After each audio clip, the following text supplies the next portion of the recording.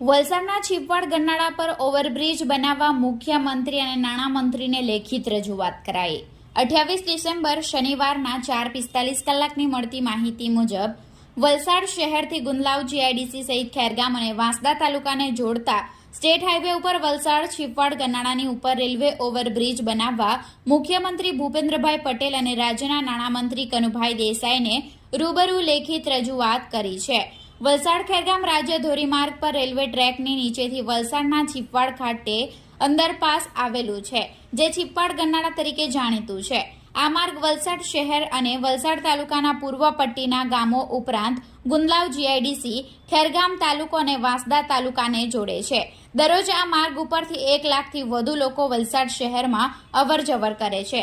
આ મુખ્ય state highway હોય, ખૂબ જ મોટા પ્રમાણમાં રેલવે ટ્રેકના નીચેથી વાહનોની અવરજવર રહે છે।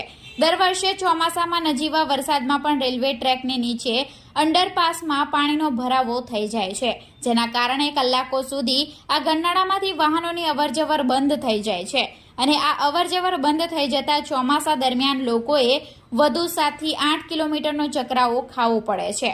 દર વર્ષે ચોમાસામાં વારંવાર આ સ્ટેટ હાઈવે બંધ થઈ જતા લોકોએ પારાવાર મુશ્કેલીઓનો સામનો કરવો પડે છે, જેના કારણે છીપવાડ ગરનાળા ઉપર રેલવે ઓવરબ્રિજ બનાવવો ખૂબ જ આવશ્યક બન્યો છે।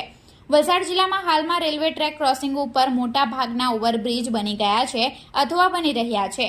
ગ્રામ પંચાયતના નાના માર્ગ ઉપર પણ રેલવે ફાટક પાસે ઓવરબ્રિજ બની રહ્યા છે, જ્યારે ખૂબ જ જરૂરિયાત છે અને વર્ષોની માંગણી છે એવો એકમાત્ર છીપવાડ ગરનાળા પર રેલવે બ્રિજ આજ સુધી મંજૂર થયો નથી, જેથી વલસાડ ખેરગામ સ્ટેટ હાઈવે ઉપર છીપવાડ ખાતે ઓવરબ્રિજનું નિર્માણ કરી વર્ષોથી લોકોને પડતી તકલીફો દૂર કરવા ખેરગામ તાલુકા ભાજપ મહામંત્રી શૈલેષભાઈ ટેલર, અગ્રણી હર્ષદ આહિર, ખેરગામ તાલુકા પંચાયત માજી પ્રમુખના પતિ પ્રશાંતભાઈ પટેલ, નવસારી જિલ્લા ભાજપ લઘુમતી મોરચાના ઉપપ્રમુખ મુસ્તાન વોહરા, ખેરગામના ડેપ્યુટી સરપંચ જિગ્નેશ પટેલે ગાંધીનગર ખાતે રૂબરૂ મુલાકાત કરી લેખિત રજૂઆત કરી હતી।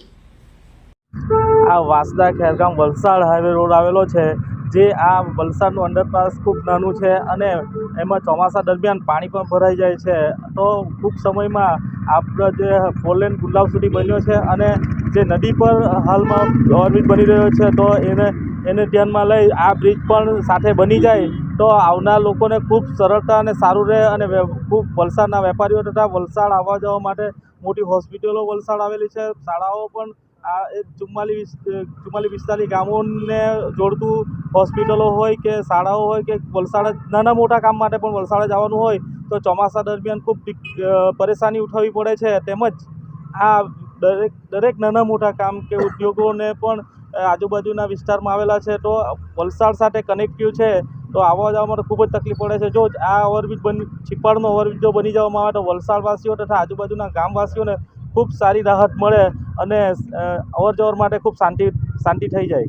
જે બાબતે કોઈને રજૂઆત કરી છે ખરા, અને જો કરી છે તો શું કહેવા માંગુ? આ બાબતે ઘણી રજૂઆતો કરવામાં આવી છે અને આ બાબતે ઉપલા લેવલે કંઈ ચર્ચા બી થઈ છે, તો આ જલ્દીથી જલ્દી આનો પણ નિકાલ આવે અને સરકારશ્રી આ ખાસ ધ્યાન પર લે અને ટૂંક સમયમાં આ બ્રિજનું નિર્માણ કરવામાં આવે તો લોકોની સમસ્યા દૂર થાય।